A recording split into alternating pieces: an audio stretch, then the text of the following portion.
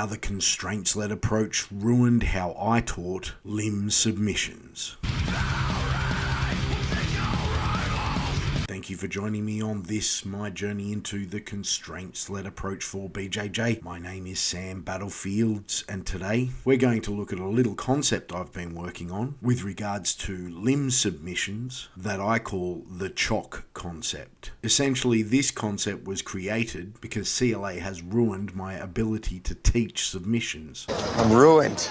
But not how you think. I can still step-by-step you through them. I can give you details you probably haven't thought of, especially if you ask. But ultimately, in order for you to ask, you need to have experienced the problem in the first place, which means you've been playing with it, which means you're already primed for CLA. So you're looking for me to bring attention to the thing that might help. The submission is the easiest part of Jiu-Jitsu. To be more precise, teaching the mechanics of the submission is the easiest part of Jiu-Jitsu. It was everything that was happening up to the point of the submission, the control aspect, that is the hard part. Message! But people want submissions early in their journey. It's part of the reason that Kimuras, Americanas, armbars, and rear naked chokes are in virtually every fundamental syllabus out there. It gives people a taste of power.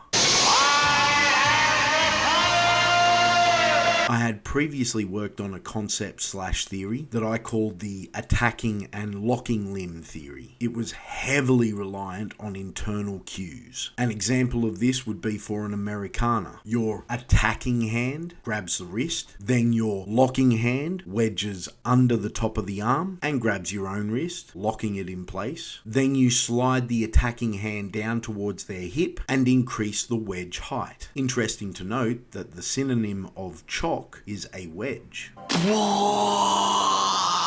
So I started to look at the invariants in all limb lockout and extension submissions, and it became obvious to the point where it's almost embarrassing to teach out loud. There is a chock to immobilize the movement of the limb, and then you try and push that limb over that chock. You can get ultra detailed about where that chock should be, and trust me, if you've been on the internet, you've seen just how dogmatic people can get with that placement. But the very fact that there is environmental constraints, and in grappling your opponent is an environmental constraint, necessitates that you need to be adaptable in order to execute a submission. You'll never even get to that submission if you don't have the position in which you are in control. Message! And that control is going to allow you to test where that chock is going to be. And if you don't have control, you won't be able to do those tests. You gotta give me control, it's the only way. I was teaching the chock concept to my class, and I promise I'm not trying to make this a thing. Not trying to sell any tutorials, not trying to sell any private lessons. In fact, I genuinely don't think this is a special thing at all. It's just a simple fact. But it is something that the wider community has made out to be this magic wonderland of dogmatic principles, when it literally boils down to this. Do you have limbs that hurt when they're overextended past their functional capabilities? Good. Then, other than some selected freaks, you're just like everyone else. So in a roll, it can look like this. Have you got control of the center mass?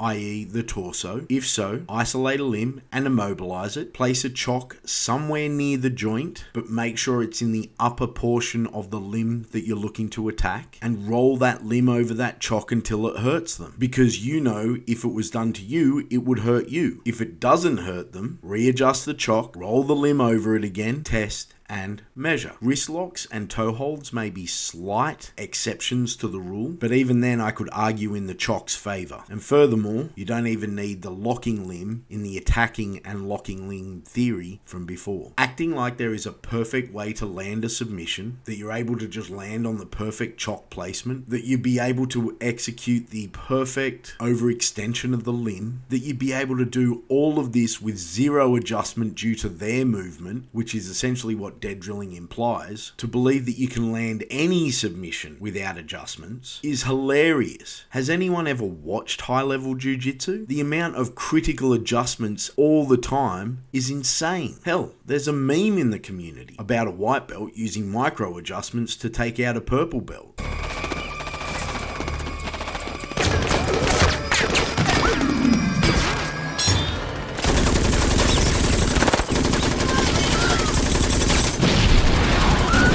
Everyone laughed at the dude because obviously it was a humble brag, but secretly everyone knew what he meant, that we're always adjusting, that there is no perfect technique, there is no perfect submission. It doesn't exist. Anyone who says differently is selling something. This is fairly early days in this concept/theory, and it's one that I've only started developing since I started CLA. To me, it's a simple concept, doesn't require one to remember many steps, and will likely evolve over the next few years. If you think that I'm wrong, I'd love to have you on. Go to battlefieldsgrappling.com.au and fill in the form. Everyone else, like, comment, subscribe.